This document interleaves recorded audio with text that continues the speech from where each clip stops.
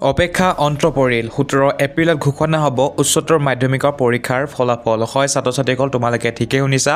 home স্ক্ৰীনত মন কৰা এটা স্ক্ৰীনশ্বট এই স্ক্ৰীনশ্বটটো হৈছে ND24 নিউজ চেনেলৰ গতিকে তাত স্পষ্টভাৱে লিখা হৈছে যে 17 এপ্ৰিলত ঘোষণা হ'ব উচ্চতৰ মাধ্যমিকৰ ফলাফল সেয়ে ছাত্ৰ ছাত্ৰীসকল যদিহে তোমালোকে হাই ছেকেণ্ডাৰী পৰীক্ষা দিছিলা তেনেহ'লে সাজু হৈ থাকা তোমালোকৰ ৰিজাল্ট অতি শীঘ্ৰে অৰ্থাৎ 17 এপ্ৰিল তাৰিখে ঘোষণা কৰিব